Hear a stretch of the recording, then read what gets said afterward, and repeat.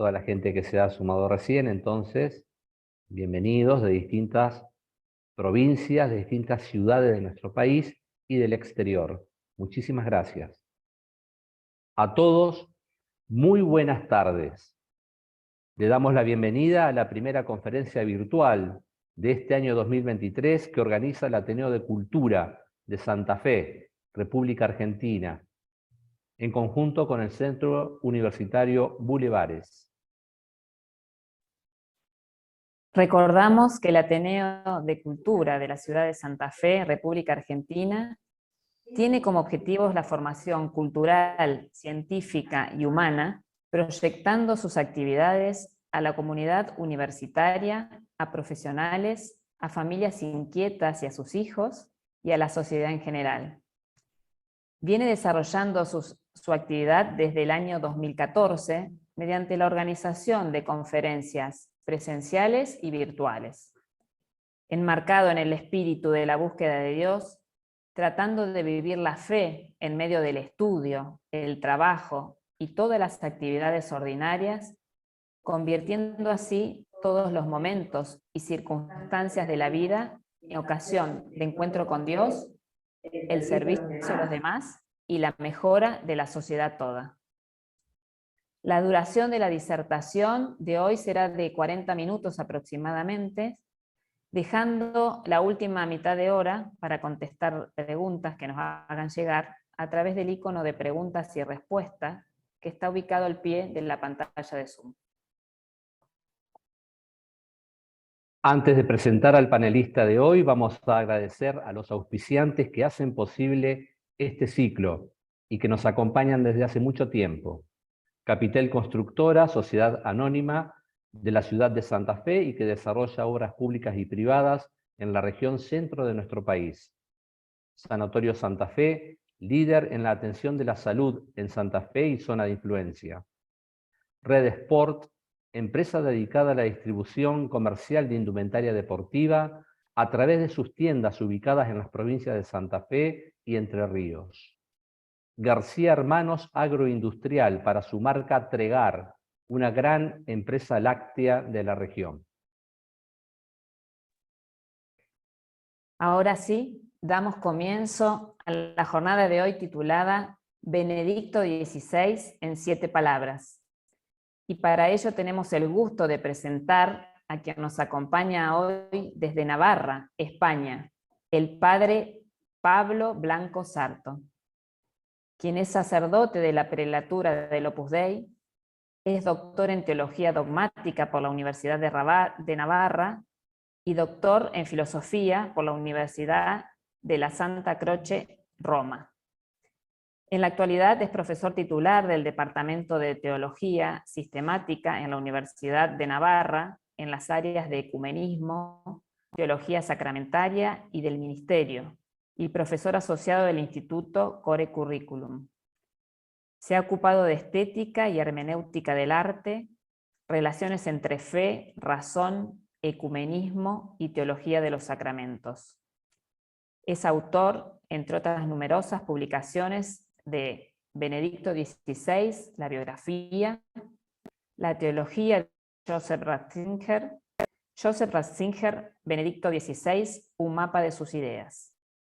Los invitamos a conocer el currículum completo del padre Pablo Blanco Sarto, en nuestro blog Ateneo de Cultura, blogspot.com, en el cual también podrán encontrar nuestras conferencias anteriores y sus grabaciones. Bienvenido, padre Pablo Blanco. Tiene usted la palabra. Muy buenas tardes, aquí más tardes que allá, me parece. Muchas gracias por la invitación, por la presentación y por la oportunidad que se me permite de cruzar, al menos virtualmente, el charco. Efectivamente, quería presentarles esta síntesis del pensamiento de Benedicto XVI en 7 palabras que he ido desarrollando a lo largo del tiempo en distintos estudios. Ahí pueden ver algunos, ¿no? Primero desde el punto de vista histórico y biográfico, con esa biografía. desde el punto de vista más de su pensamiento, con esos dos volúmenes, ¿no? La teología de Joseph Ratzinger y Benedicto XVI, Joseph Ratzinger, un mapa de sus ideas. Entonces, lo que pretendo es presentarles una síntesis de la síntesis. Entonces, para irnos situando, quería presentarles 7 palabras, 7 propuestas positivas y propositivas en las cuales se contiene, en mi opinión, el pensamiento de Joseph Ratzinger. Bien, la primera palabra es, lógicamente, amor. Si por algo es conocido el pontificado de Joseph Ratzinger, es por el escándalo de la pederastia. Ha sido el tema estrella de su pontificado. Él ha querido acometer este tema, incluso afrontando la posible y segura impopularidad. Se puede decir que la operación limpieza ha empezado a la Iglesia gracias a él.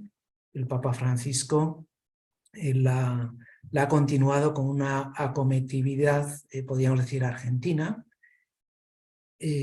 Ratzinger se ha dado cuenta de que este crimen, como él lo llamaba, no podía seguir permaneciendo dentro de la Iglesia, y ha querido afrontarlo no solo desde el punto de vista disciplinar o práctico, sino también desde el punto de vista teórico. Él dedicaba los viernes, día de pasión, a estudiar estos terribles casos. Y me acuerdo que un amigo mío, agnóstico, en una ocasión me comentó que había escuchado la respuesta que había dado Benedicto XVI cuando voló el año del sacerdocio, me parece que era 2010, a Portugal, fue al santuario de Fátima para consagrar a los sacerdotes al corazón inmaculado de María. Entonces en el avión un periodista le preguntó: ¿usted cree que hay una conjura, que hay una especie de conspiración en contra de la Iglesia? A lo cual Benedicto XVI dijo: el mayor ataque contra la Iglesia es el pecado dentro de la Iglesia. Y este amigo mío, como digo, no creyente, dijo: a mí esa respuesta me ha convencido, porque no ha echado balones fuera, ha afrontado esa situación, se da cuenta de que la basura hay que sacarla de la casa y que no se puede encerrar un cadáver dentro de un armario, ¿no? Pero también lo ha afrontado desde el punto de vista intelectual. La primera encíclica se tituló Dios es amor, y nos explicó cómo el eros humano, ese amor posesivo, ascendente, debe ser purificado para convertirse en verdadero amor divino, en verdadero ágape cristiano, es decir, un amor descendente, un amor de donación total. Llama la atención que ponga en relación estos dos términos, porque habitualmente ahí aparece esa cita de Nietzsche, y recuerda los desarrollos de un autor luterano, Nygren, que decía perdón, que el eros humano no tiene nada que ver con el ágape divino, con el ágape cristiano, sino que hace falta una separación total entre ellos. Esta es la postura, digamos, protestante. Sin embargo, Benedicto XVI los pone en relación, y el eros humano se puede convertir en verdadero ágape cristiano si solo sí hay un proceso de purificación.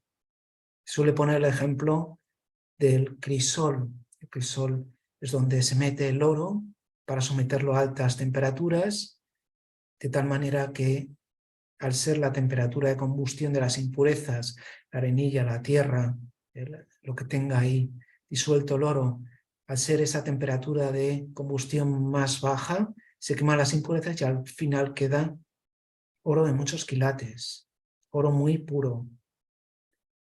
Pues algo parecido pasa con el corazón humano y con el amor humano. Necesita ese proceso de purificación.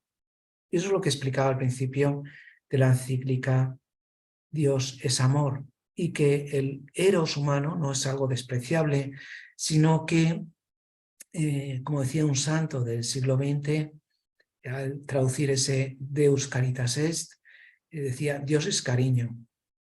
Es decir, que hay una circularidad entre ese eros y ese ágape. Hay una retroalimentación. Y que también nosotros necesitamos ese amor constante y sonante, ese amor cristiano. Ese amor, perdón, humano que se puede convertir en verdadero amor donado, en amor recibido, en caridad cristiana. El amor es posible porque Dios nos ama primero. Si Dios ama y nos ama, nosotros podemos amar con ese amor prestado. Él habla de un amor de segunda mano, que es muy alemán, ¿no? Porque tiene una gran cultura del reciclaje, ¿no? De los artículos de segunda mano. Pero quizá, por lo menos en nuestra cultura, eso suena un poco despectivo. Él habla de ese amor que es, con el cual nosotros podemos amar, ¿no? Que a veces nuestro corazón es demasiado pequeño, demasiado mezquino y necesitamos que Dios nos infunda ese amor para ser capaces de amar. Pues esta es la revolución del amor que propone Benedicto XVI. Y podríamos decir que hay una continuidad entre amor, caridad y santidad. El amor humano se puede convertir, como decíamos, en caridad, en verdadero amor donado por Dios, amor recibido por parte de Dios, y a su vez eso nos lleva a la santidad, porque la santidad no es otra cosa que el amor total. Bien, la segunda palabra creo que es también bien conocida, es la razón. Ha hablado en innumerables ocasiones sobre este tema. Quizá el caso más conocido es ese diálogo con Jürgen Habermas, el año 2004, el cual ambos autores, un cardenal de la Iglesia Católica y un filósofo postmarxista de la Escuela de Frankfurt, convinieron en que razón y religión pueden curarse de sus respectivas patologías, ¿sí? Porque la religión puede tener sus enfermedades y puede convertirse en fanatismo o fundamentalismo. Y es ahí la razón la que puede realizar esa criba, esa purificación, esa curación, esa sanación. Pero también su contrario es cierto, porque la razón y especialmente la sola razón, la sola ciencia, y especialmente la razón propia del racionalismo, ha cometido errores históricos como Auschwitz o como Hiroshima o como Chernobyl. No hay algo más científico, más racional que Auschwitz. La razón puesta al servicio de exterminar seres humanos. Entonces también la razón, la ciencia, necesita ser purificada. Y en esto la religión puede ayudar, ¿no? Por eso planteaba en ese discurso, famoso discurso de Ratisbona, que al principio resultó polémico por esa frase pronunciada por un emperador bizantino, Manuel Paleólogo II, pero que luego con el tiempo se ha demostrado un acierto. Primero porque hubo 138 representantes del mundo musulmán, es decir, pues intelectuales, muftíes y gente dedicada, digamos, al liderazgo en el mundo musulmán, que suscribieron ese mismo manifiesto, ¿no? Esa misma declaración, ese mismo discurso de Ratisbona. ¿Y por qué? Pues porque se daban cuenta de que también necesitaban esa razón ampliada. Es decir, una razón ampliada, podríamos preguntar ¿a qué? Pues al mundo de la ética, al mundo del arte, al mundo incluso de los sentimientos, al mundo, por supuesto, la religión. Esa razón ampliada, esa razón abierta, que puede permitir un conocimiento también más amplio, más humano de la realidad. Nosotros necesitamos conocer esa verdad que nos hace libres, y ahí es donde está la cuestión de la verdad. Se suele poner un ejemplo, él habla de la prioridad del logos sobre el ethos. Es decir, voy a poner un ejemplo, digamos, ecológicamente incorrecto, ¿no? Pero se dice que en esa famosa cacería del zorro, la fox hunting, ¿no?, de los ingleses, de los británicos, pues la mitad de los perros alcanzan al pobre zorro, la otra mitad pues no la alcanza, ¿no? ¿Qué pasa? Pues que la mitad de los perros que alcanzan al zorro es porque la han visto. Y la mitad que no la alcanza es porque no la ha visto. Nosotros necesitamos ver la verdad, necesitamos entenderla para poderla seguir, para poderla amar. Un gran amor, decía Leonardo da Vinci, es hijo de un gran conocimiento, un buen conocimiento. Y por eso hay esa circularidad también entre el amor y la verdad. Este es un tema, como veremos, muy de Ratzinger, muy de Benedicto XVI. Es decir, como dice en la Caritas in Veritate, ¿no? El amor sin verdad se convierte en pura arbitrariedad, en algo que puede generar en puro emotivismo, puro sentimentalismo, como a veces podemos comprobar. Pero su contrario también es cierto. La verdad sin amor es una verdad dura. Y a veces lo hemos podido experimentar nosotros cuando nos han dicho algo que es cierto, que es verdad, pero nos lo han dicho eso sin cariño, sin caridad, de un modo duro. Pues para Ratzinger, como iremos viendo, ese amor y esa verdad son perfectamente complementarios. Y por eso esa razón tiene que ser una razón abierta, una razón amor, una razón creadora, dice, es un logos agápico, dirían los antiguos, un verbum inspirans amorem, diría San Agustín. Bien, y esto nos lleva a la tercera palabra, que es creación. La encíclica social, Caritas in Veritate, el amor en la verdad, se habla de las raíces verdes de la última encíclica global. No es un tema solo del Papa Francisco con su Laudato Si, sino que el mismo Benedicto XVI lo abordó ya durante todas las homilías que pronunció cuando era arzobispo en Múnich, donde recuerda que la creación es quizá un dogma olvidado. Quizá hablamos mucho de la salvación, y podemos hablar también mucho de la escatología, del más allá, o quizá tampoco hablamos mucho, ¿no? Pero lo que está claro es que no hablamos tampoco demasiado mucho de la protología, es decir, de la creación.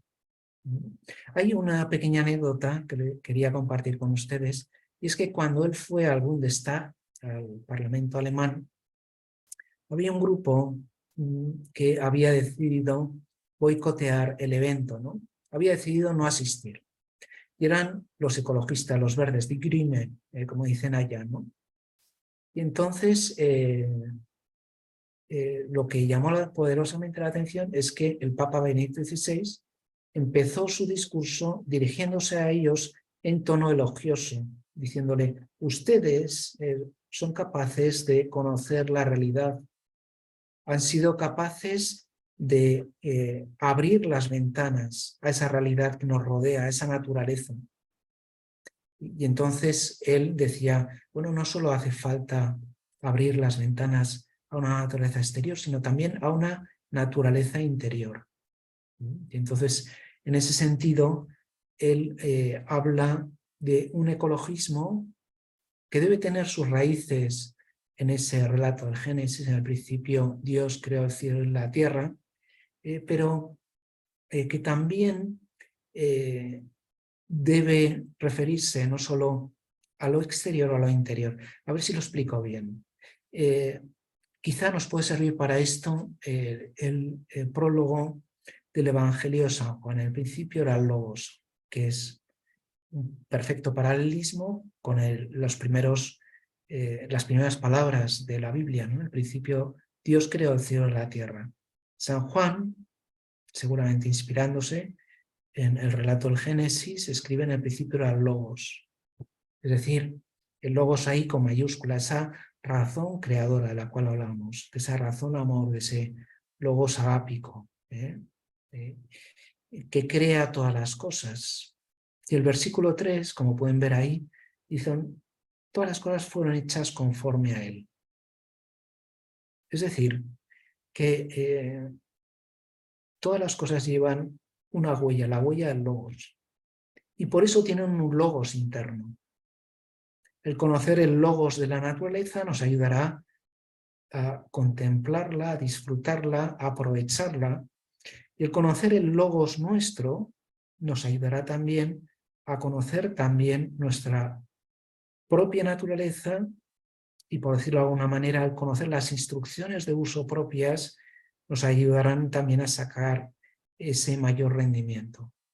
Y este logos interior de las cosas, podríamos ir al versículo 14, el famoso, y el logos hizo carne, también puede ser alcanzado por ese logos con minúscula, es decir, por esa razón de la cual hablábamos antes, la razón pura o práctica, como diría Kant, ¿no? La conciencia es capaz de conocer la naturaleza, el logos interior de las cosas. Y de ese modo, no solo establecemos una relación como más amigable con la realidad que nos rodea, con la realidad interior, sino que además podemos sacarle el máximo partido de acuerdo a su propio logos interior. Entonces tendríamos como 3 niveles. El logos con mayúscula, que plasma su huella en ese logos con minúscula, el logos interior de las cosas, de toda la naturaleza, y a su vez ese logos interior de las cosas puede ser conocido a través de la razón, a través de la propia conciencia. Y esto es una plataforma común, también con los no creyentes, con aquellos ecologistas que indudablemente no profesaban la fe cristiana, sino que esto es algo vinculante para todo ser humano, independientemente incluso de sus creencias, religiosas. Sí. Bien, la cuarta palabra es adoración, oración, adoración, que para él constituye el verdadero motor de las cosas. Hemos dicho razón, corazón, creación, adoración. O sea, frente a un activismo cortoplacista, el Papa alemán sabe esperar, sabe rezar, sabe pensar y sobre todo sabe rezar. O sea, él hablaba, se puede poner el ejemplo de lo que decía Juan Pablo II en Estados Unidos cuando surgió este terrible escándalo de los abusos, ¿no? Decía, esto ha ocurrido, Juan Pablo II decía, esto ha ocurrido porque hemos descuidado la Eucaristía. Y nosotros podríamos decir, ¿y qué tiene que ver una cosa con la otra? Pues tiene que ver. Y el mismo Joseph Ratzinger, en ese Via Crucis del año 2005, justo antes de ser elegido, denunciaba esos abusos contra la Eucaristía y esa actitud de no adorar debidamente al Señor. Para él la liturgia es un punto central también de su teología, de su pensamiento. Es algo que han cuidado desde su infancia, ¿no? Está convencido que la crisis de la Iglesia se debe precisamente al descuido de la liturgia. Él decía cómo en su infancia hubo 2 instancias que le salvaron de la amenaza nacional socialista, ¿no? La primera es la razón, porque le señalaban con el dedo y decía, ese va a misa, ese es católico, ese va a ser cura. Y entonces él aprendió un poco a argumentar, a defenderse. Pero la segunda instancia que le liberaba de esa opresión nazi era precisamente la liturgia, donde él directamente se metía en el misterio de Dios. Yo creo que no hace ni un mes, estuve en un congreso en Dublín, en Irlanda, y ahí me encontré con un evangélico canadiense. Y habló precisamente del espíritu de la liturgia, de ese libro, y que él comparaba con lo que es, digamos, el libro modelo de todo protestante, que es el comentario a la epístola a los romanos de Calvar, ¿no? Y decía que para él ese libro fue una revelación, el espíritu de la liturgia, ¿no? Y yo no creía lo que estaba oyendo, porque eso no es, yo me dedico también al estudio del protestantismo, no es habitual en un evangélico. Entonces fui a preguntarle, oiga, ¿y por qué ha dicho esto? No entiendo. Y él me dijo, porque ese libro me ha demostrado que la liturgia no depende de un estado psicológico, si siento o no siento, si entiendo o no entiendo, si me encuentro bien o me encuentro mal, sino que la liturgia consiste en entrar en la vida de Dios. Y todavía estoy pensando esa respuesta, ¿no? Evidentemente esto es algo conocido y vamos, es lógico que Ratzinger lo explique de este modo, ¿no? Pero me llamó poderosamente la atención que precisamente fuera un protestante quien captara este mensaje, ¿no? Bien, la Eucaristía es el centro, es decir, hace la Iglesia. La Eucaristía hace la Iglesia hace la Eucaristía. Las homilías de Múnich, cuando él era arzobispo, hubo dos grandes temas. Uno, ya lo hemos dicho, la creación, y el segundo era la Eucaristía. Y se da cuenta de que es aquello que hace la Iglesia, lo que crea la comunión de la Iglesia, y también es la fuente de la misión. Por decirlo de alguna manera, se puede explicar con una anécdota de Teresa de Calcuta, que en una ocasión sus monjas, las misioneras de la caridad, pues un poco pues le dijeron que no daban abasto, que no llegaban. Y entonces Teresa de Calcuta, con sabiduría de mujer, por lo que se verá, dijo, bueno, pues esto era en un capítulo en Nairobi. Lo que podemos hacer es quitar la media hora de adoración con el Santísimo que tenemos por las mañanas. Y entonces obtuvo el efecto que ella esperaba. Y es que entonces sí que hubo un motín de monjas, y entonces las conclusiones de ese capítulo fueron que iban a dedicar media hora de adoración por la mañana y media hora de adoración por la tarde. El resultado final fue que tuvieron más vocaciones y por eso pudieron llegar a más. Pues digamos que esta lógica, que esta aritmética, que esta matemática, es la que propone Ratzinger, y veíamos que también proponía Juan Pablo II y propone el Papa Francisco, ¿no? Con esas inspiradas homilías que suele pronunciar en Santa Marta, ¿no? Empezar por la adoración y luego ya pasar a la acción. Bien, la quinta palabra yo creo que es fácil porque es el centro, ¿no? Jesucristo. A pesar de las múltiples ocupaciones de su ministerio, Benedicto XVI no renunció a un proyecto que podríamos pensar que era demasiado personal, y era escribir su Jesús de Nazaret. Podríamos pensar, bueno, es que no tenía nada que hacer. Por supuesto que tenía mucho que hacer. Pero él consideraba como una parte importante de su ministerio, de sus obligaciones, hablar sobre todo de Jesucristo y de hablar de él como verdadero Dios y verdadero hombre. O sea, claro, si no es Dios no puede salvar.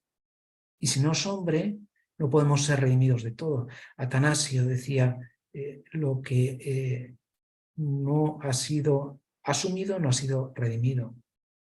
Y por eso él dedica toda esa obra de los últimos años de su vida, que quizás sea la síntesis más lograda de su pensamiento y la cumbre, por ese acercamiento a la figura de Jesús de Nazaret, precisamente a profundizar en esa humanidad y en esa divinidad de Jesucristo, en el Cristo de la fe y en el Jesús de la historia. Es decir, Jesucristo no es un avatar más de la divinidad o un profeta como Mahoma, sino que es el Hijo de Dios hecho hombre, solo Él salva. Recuerda la centralidad de Jesucristo y por eso no es una misión más en la Iglesia, ¿no?, anunciar a Jesucristo, sino que es la central, la nuclear en esta sociedad multicultural y plurireligiosa. Hace falta especialmente anunciar a Cristo muerto y resucitado, como estamos celebrando en estos días de Pascua. ¿Se puede salvar un musulmán, un budista, un sintoísta, un animista? Por supuesto que sí, pero si se salva es en Jesucristo, no en Buda, en Mahoma o en el gran Manitou. Solo Él puede salvarnos. Hay una anécdota que cuenta él también en uno de sus artículos, y es de unos obispos latinoamericanos que en una ocasión fueron a verle, le dijeron, le contaron la siguiente anécdota, que había ido a visitarle pues algunos líderes indígenas y le habían dicho, bueno, pues estamos muy agradecidos porque han construido una escuelita, han hecho un pozo, han instalado un dispensario, pero nosotros necesitamos que nos hablaran de Jesús y por lo tanto han venido unos protestantes y nos hemos hecho protestantes. Ante lo cual Ratzinger dijo, bueno, ¿qué estamos haciendo o de qué estamos hablando? ¿Qué estamos anunciando? Evidentemente, esa labor asistencial es fundamental, pero lo que nos va a salvar de modo definitivo va a ser el nombre de Jesús y por eso nosotros hemos de difundirlo, ¿no?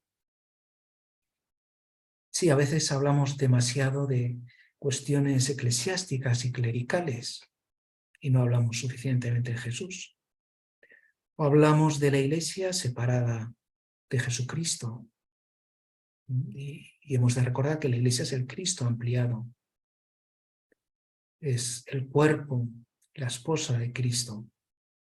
Frente a ese lema, Cristo sí, Iglesia no, típicamente protestante, nosotros hemos de recordar que Cristo sí, Iglesia también, porque la Iglesia es eso, el cuerpo y la esposa de Cristo, o como decían de un modo poético los padres de la Iglesia, Cristo es el sol y la Iglesia es la luna que refleja la luz del sol. Y por eso lo fundamental, lo central, lo nuclear que tiene que hacer la Iglesia es hablar de Dios y de Jesucristo. Es verdad que Él se sirvió de una mediación, y esa mediación son los 12, por un lado, la apostolicidad de la Iglesia, los apóstoles y sus sucesores, los obispos, y ahí lógicamente Ratzinger profundiza, como todo el Vaticano II, en esa complementariedad entre primado, colegialidad y sinodalidad, de las cuales se habla ahora tanto. Pero él también habla de la dimensión marial o mariana. Hay un documento que al final, la Ordinatio Sacerdotalis se llama, ¿no? Al final dice, bueno, después de Jesucristo la persona más importante de la Iglesia no es ni el Papa, ni los obispos, ni los curas, ni los diáconos. La persona más importante después de Jesucristo es María. Es una mujer. Y él dice, la Iglesia es mujer. Y María es la primera Iglesia, la primera creyente, el modelo para todos los cristianos, la madre de toda la Iglesia. Esa dimensión femenina también tiene que ser integrada. Y tiene, vamos, un aspecto incluso más nuclear y más trascendente que la misma sucesión apostólica, que la misma apostolicidad de la Iglesia, ¿no?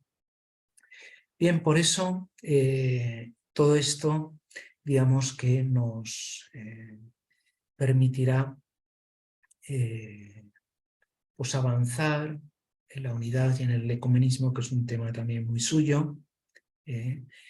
del cual, pues, a lo mejor si les interesa, pues en la cuestión, el diálogo posterior podemos hablar, ¿no?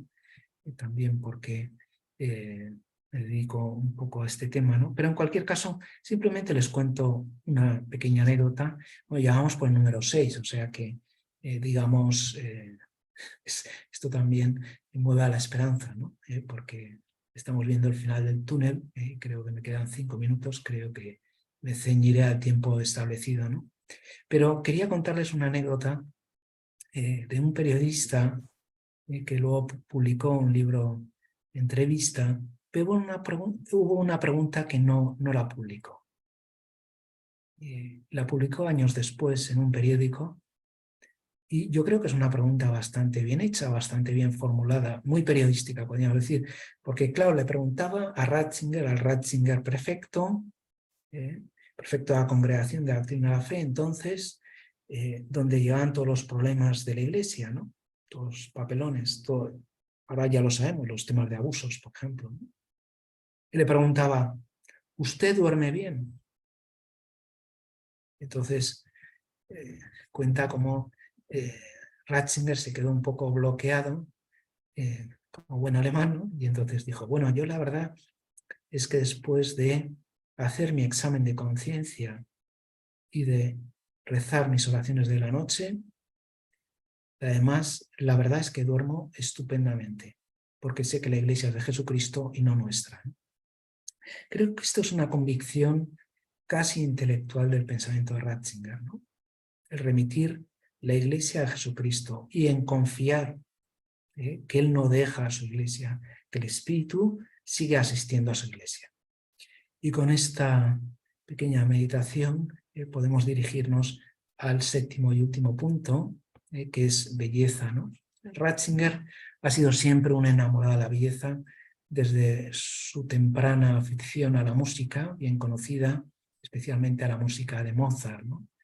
Se suele decir que él es el Mozart de la teología, también por la facilidad que tiene con respecto a otros autores alemanes, ¿no? No solo la gracia y la ligereza, sino también la profundidad, perdón, la profunda dramaticidad que tiene su pensamiento, ¿no? Ya un poco en broma, aunque seguramente de esto ustedes saben más que yo, me contaron una vez que una vez hicieron un experimento, lógicamente en Estados Unidos, ¿no? Y entonces lo que hicieron es poner música de Mozart a unas vacas, ¿no? Entonces el resultado fue, lógicamente, que las vacas daban más leche, ¿no? Bueno, pues yo creo que esta es un poco la música de fondo que tiene su pensamiento, ¿no?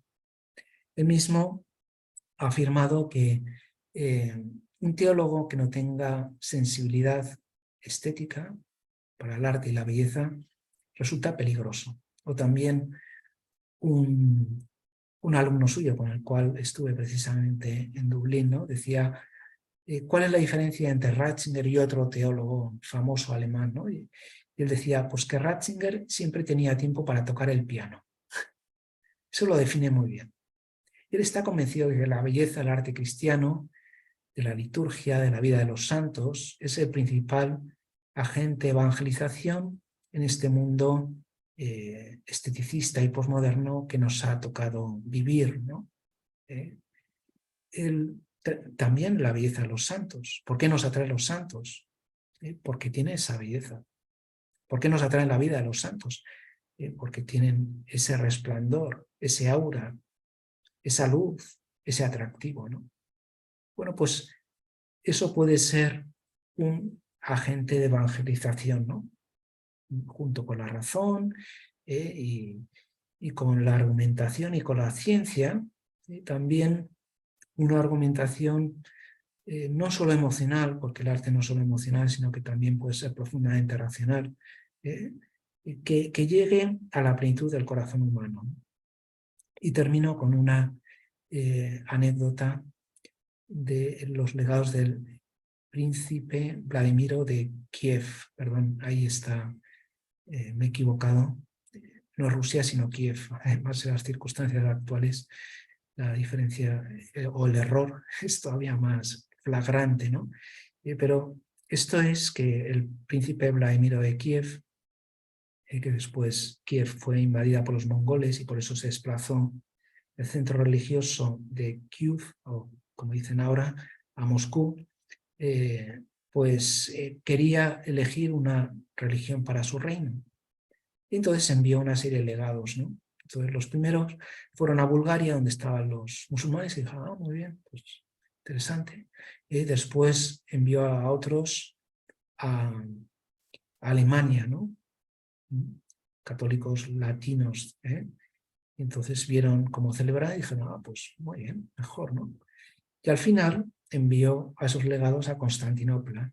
Y ahí el emperador les recibió con todos los honores, les condujo a la Basílica de Santa Sofía, y ahí con sus bóvedas, con la celebración de la Divina Liturgia, con el incienso, con los cantos, pues aquellos legados dijeron, pues aquello era el cielo y la tierra, perdón, el cielo en la tierra. Estábamos en el cielo en la tierra, ¿no? Bueno, pues junto con la razón, como decíamos, el testimonio de belleza, de la liturgia, del arte cristiano, de la vida de los santos, puede ser un testimonio especialmente elocuente en esta sociedad esteticista y posmoderna que nos ha tocado vivir.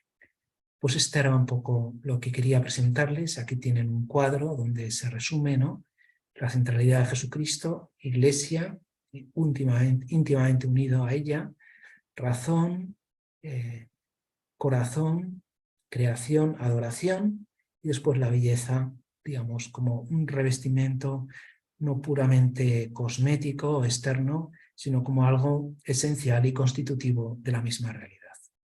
Pues esto era lo que quería presentarles. Muchas gracias por su atención y creo que me ha tenido al tiempo establecido. Perfecto, padre, sí. Muchísimas gracias, como dicen nuestros participantes en el chat, muy interesante. Y también nuestros amigos de Colombia nos han pedido si podíamos contar con las diapositivas, a lo cual les contestamos a todos de que sí, que va a estar toda esta disertación grabada y la vamos a subir al blogspot del Ateneo de Cultura en los próximos días. Así que quédense tranquilos que cuentan con la diapositiva y creo que también, lógicamente, que es para volver a escuchar estas 7 palabras tan interesantes que destacan la personalidad, la obra, el legado que nos dejó el Papa Emérito Benedicto XVI. Muy bien, también hay un saludo también de allí, de un sacerdote de Montevideo, de Uruguay, el padre Vidal. Una pregunta, padre, leyendo a otros autores, como el padre Mariano Facio, en algún libro que escribió sobre la persona de Benedicto XVI, ¿no? Y rescato esto del último punto que usted hablaba de la belleza, ¿no?, el trato, que destacaba el padre Mariano Facio que el Papa Benedicto era una persona que miraba a los ojos cuando alguien lo saludaba, era una persona muy tierna, de trato muy fino, muy cálido, hasta que daba la sensación de querer protegerlo. Distinta a esa imagen que los medios de comunicación lo mostraban como un hombre duro, frío, cuando apenas asumió el pontificado, ¿no es cierto? Sí. O sea, establecía una relación inmediata con alguien. ¿Qué opina usted al respecto de esto, padre? También si ha leído algo de él, si puede profundizar un poco en este aspecto. Pues bueno, en primer lugar, que por supuesto el PowerPoint está disponible. Yo creo que está en la red, lo colga en alguna ocasión en la red, si busca Benedicto XVI en 7 palabras, y si no lo hago llegar yo también personalmente, ¿no? Y luego, efectivamente, ¿no?, la fama del gran inquisidor, del Rottweiler de Dios, el pastor alemán en sentido peyorativo, etcétera, pues quizá ha dominado la imagen mediática que se nos ofrecía, ¿no?, que no correspondía con su personalidad, pero sí que nos dice una cosa, y es que él es un hombre de principios, yo creo que con una gran nobleza. Digo, a él evidentemente no le gustaba tener que reprender a sus antiguos colegas, los teólogos, pero le tocó hacerlo. Y él lo hizo con generosidad, incluso arrogándose sobre sí una fama perversa. Incluso cuando no iba, como muy bien ha explicado usted y explicaba Mariano Fazio, que conoce bien tanto a este autor como al Papa Francisco, incluso cuando no iba para nada con su personalidad. Y yo creo que eso es de una generosidad envidiable, ¿no? Entonces, sí, y los que hemos tenido la oportunidad de estar con él, aunque fuera un poco de tiempo, hemos podido experimentar ese aspecto entrañable de su personalidad. Lo decía muy bien el padre Mariano Fazio, ¿no? Que miraba a los ojos. Yo creo que eso lo dice todo, ¿no? Bien. Padre, nos preguntan, ¿con qué libros de Joseph Ratzinger aconsejaría comenzar a leer para profundizar en su pensamiento, aparte de los escritos como Benedicto XVI? Bien, es una buena pregunta, muy oportuna. A ver, en mi opinión, hay muchos libros, evidentemente, en muchos temas, ¿no? Y dependiendo de los intereses de cada uno, uno puede seleccionar, ¿no? Pero, en mi opinión, se puede empezar por las entrevistas periodísticas, que es una forma sintética y comprimida de su pensamiento, y además es de fácil lectura, y después se puede acabar con Jesús de Nazaret, y que es un libro a veces un poco difícil, porque tiene cuestiones como muy especializadas, sobre todo lo que se refiere a exégesis y hermenéutica bíblica, pero que contiene lo más esencial de su pensamiento y también esa meditación cristológica, como él dice, esa mirada creyente y crítica al mismo tiempo a la figura de Jesús de Nazaret, ¿no? Entonces, yo pondría en el principio esas entrevistas, en el final de Jesús de Nazaret, y en medio lo que se quiera, dependiendo de los gustos y aficiones de cada uno. Padre, también se habla de una sana laicidad en el legado del Papa Benedicto.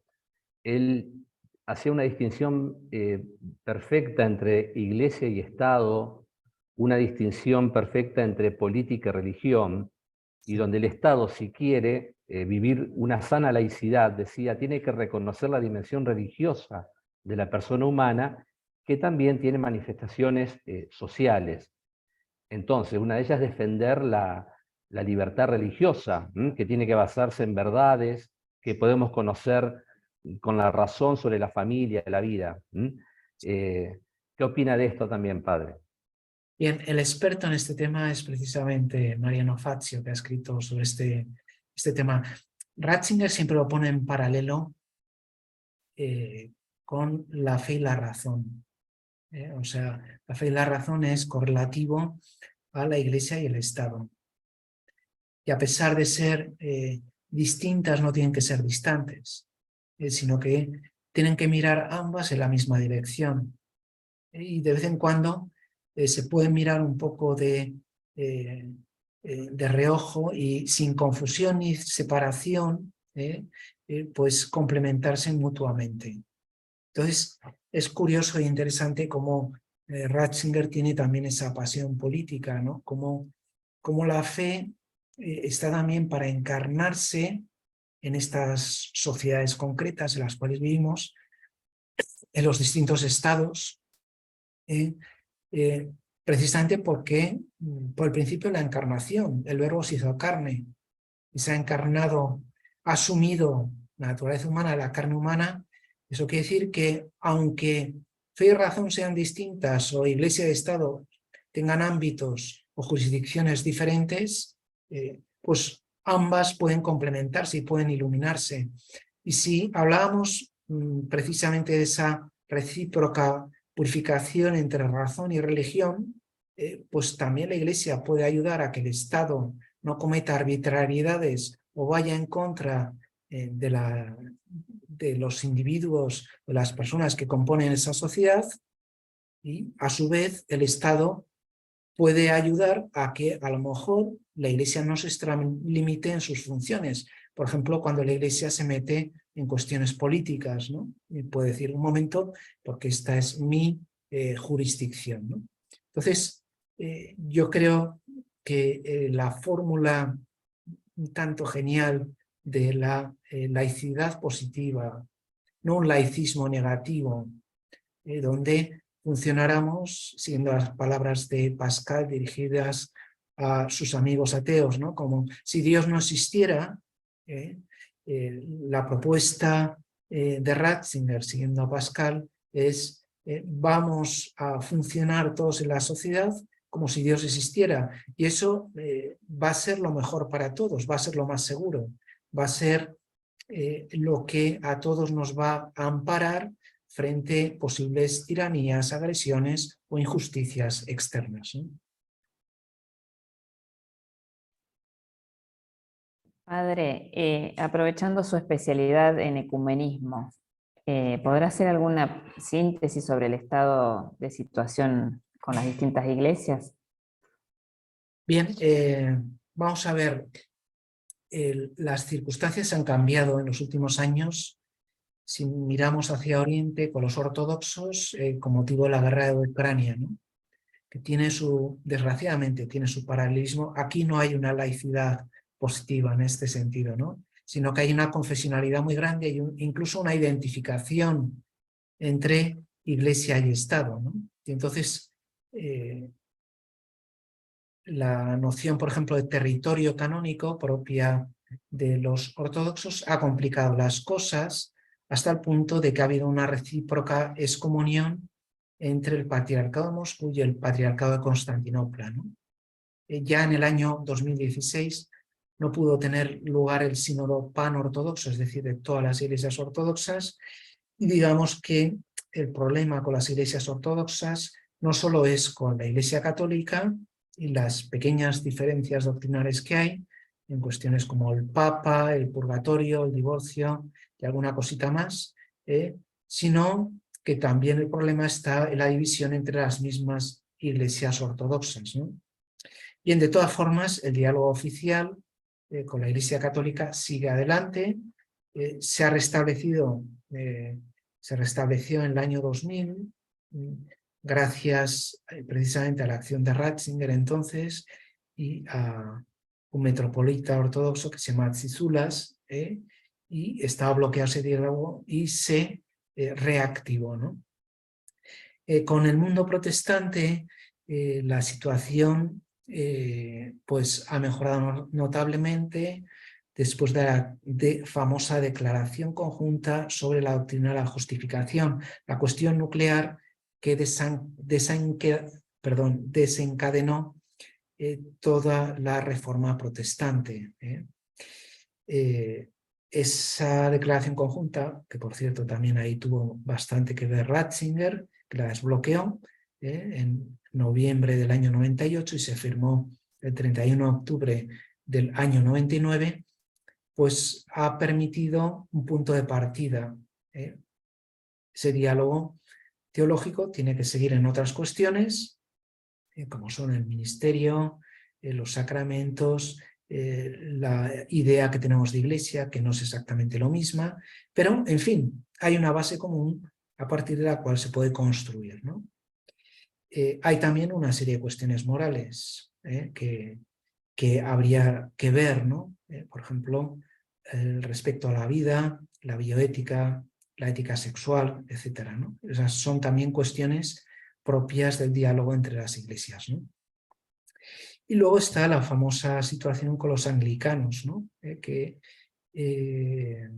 Bueno, ellos han tenido una evolución que les ha llevado a un cierto cisma interior y en el año 2009, movido porque había algunos anglicanos que habían llamado a las puertas de Roma, Benedicto XVI creó una figura un tanto revolucionaria que es precisamente la de los ordinariatos personales, ¿no?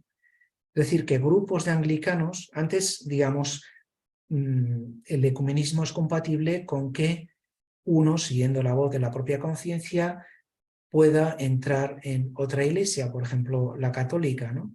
Que un protestante, un anglicano, un ortodoxo, si ve que Dios le pide eso, se puede hacer católico. Y antes se podían, digamos, hacer católico uno a uno, entrar en plena comunión con la iglesia católica uno a uno. Sin embargo, a partir del año 2009, con esta figura de los ordinariatos personales, por decirlo de una manera, en vez de ser un gota a gota, pues es como si se hubiera abierto el grifo y pueden pasar comunidades o parroquias enteras. Y de hecho han pasado unas cuantas. Hace no mucho pasaron 5 obispos anglicanos, un poco más de un mes, ¿no? Hay, digamos, un flujo continuo de la Iglesia anglicana a la Iglesia católica, digamos que esa fórmula revolucionaria, no solo porque permite la plena comunión con Roma, sino porque también, y esto es lo interesante, Roma no exige, por ejemplo, a los anglicanos que renuncien a su propia liturgia. Ellos tienen el libro de la oración común, entonces, una vez revisado, ellos pueden celebrar con esa misma liturgia, ¿no? Entonces, decía que es una fórmula revolucionaria porque a lo mejor con el tiempo se puede aplicar esa misma fórmula, pues a lo mejor a luteranos o a reformados, a calvinistas o a evangélicos incluso, pentecostales, ortodoxos, lo que bien quien quiera entrar y pueda entrar en plena comunión con la Iglesia de Roma, pero al mismo tiempo manteniendo una cierta identidad, que eso yo creo que también es interesante. Me acuerdo Gracias. que, perdón, ¿puedo Perdón, contar una padre. anécdota? Sí, por favor, padre. Sí, Sí, sí, sí. porque cuando Disculpe. estuve en Alemania conocí a un pastor que me habló precisamente de cómo habían ido a encontrar a Ratzinger cuando él estaba en Ratisbona con un grupo de teólogos y obispos luteranos intentando, como decíamos, desbloquear la doctrina de la justificación. Y entonces este pastor me decía que veía que la evolución que había tomado la Iglesia luterana pues no era la correcta, ¿no? Y que esto ocurría en el año 2006, sí. 2007, en enero de 2007, ¿no? Y entonces él me dijo, bueno, entonces le propusimos a Ratzinger que creara un grupo dentro de los luteranos que entraran en plena comunión con Roma. ¿Y cómo? Pues poniendo a su cabeza un obispo o un prelado, y que este obispo, en el caso de que fuera obispo, pudiera ordenar a alguno de estos ministros que considerara idóneos, ¿no? Y entonces me decía, enero de 2007, me decía, y todavía no nos ha contestado. Entonces, cuando salió esta solución de los ordinariatos personales, dije yo, esta es la respuesta de Ratzinger, porque es exactamente eso, ¿no? Entrar en plena comunión manteniendo la propia identidad, ¿no? Entonces, esto puede ser una fórmula revolucionaria que puede propiciar interesantes resultados en el futuro, ¿no? Gracias, padre. Para ir terminando ya estamos en una horita, un par de preguntitas más. Una de ellas que nos hacen llegar, una de las participantes, que le llamaba la atención que usted iniciara su charla hablando de los casos de pederastia y de algún modo relacionarlos a la primera palabra que Dios, o sea, que era amor, ¿no es cierto? ¿Por qué? Si lo puede volver a repetir, padre. Sí, porque, digamos, empiezo por ahí porque parto de la opinión común, digamos, ¿no? O la imagen que se tiene su pontificado, que es los casos de abusos. Voy a contar una cosa que creo que no he contado nunca. Me invitaron una vez a ir a la República Dominicana y hablé de estos temas y hablé de los abusos. Y entonces había recibido previamente una invitación del nuncio para que hablara ante políticos de ahí de la República Dominicana. Y yo empecé mi intervención hablando también de los abusos. Y al día siguiente, al cabo de 2 días, recibí una llamada diciendo que no hace falta que dé esta charla. Y poco después, ese mismo nuncio, que ya ha fallecido, y por eso lo cuento, fue acusado de encubrimiento de estos casos, ¿no? Entonces, lo que quería decir es, Ratzinger no solo la afronta desde el punto de vista disciplinar,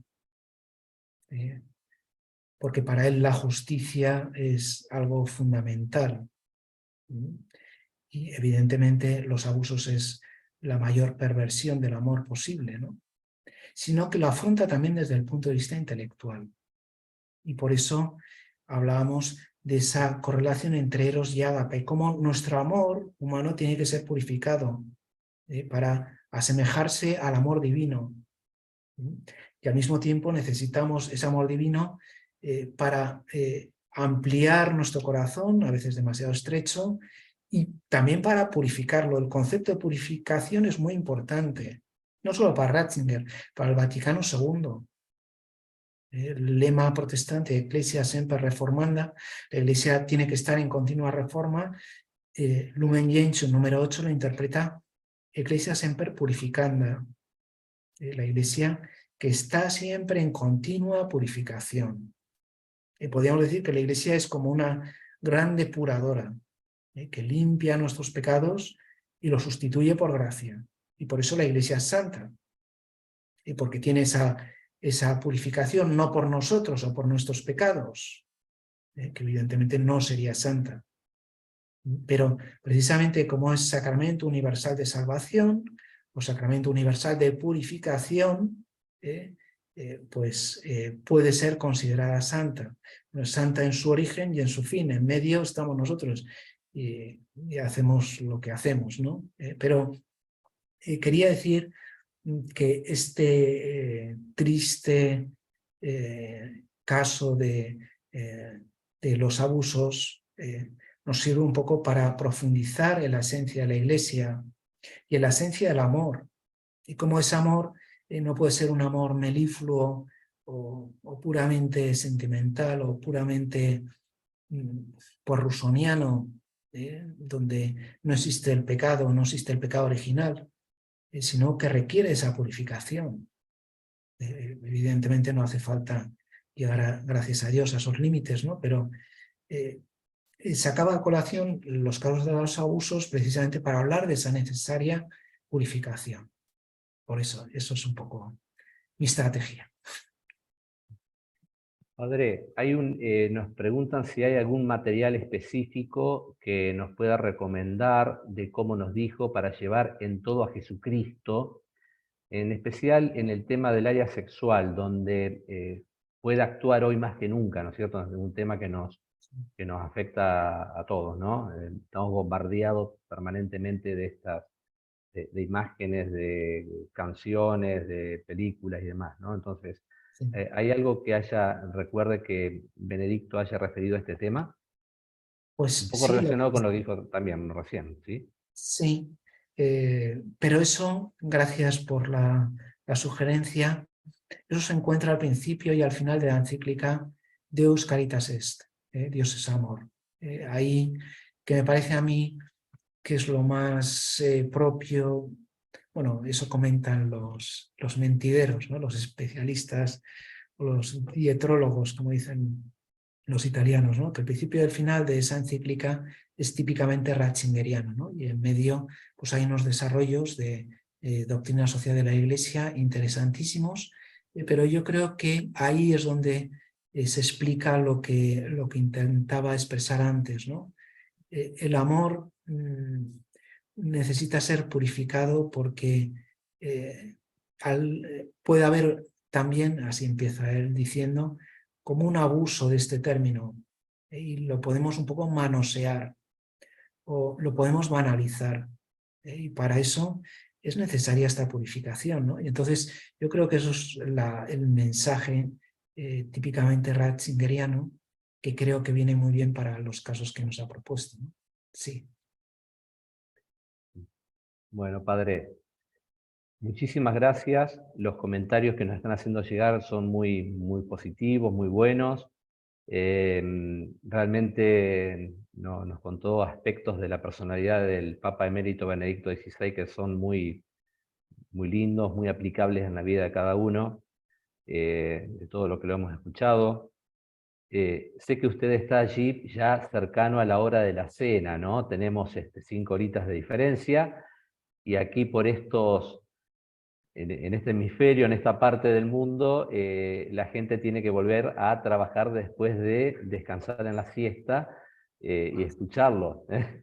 Así que, bueno, acá siguen llegando los mensajes. Muy enriquecedora la exposición, le queremos agradecer la claridad, la calidez, las expresiones que tuvo para contarnos todas estas cosas, ¿sí? Así que muchas gracias, Padre Pablo.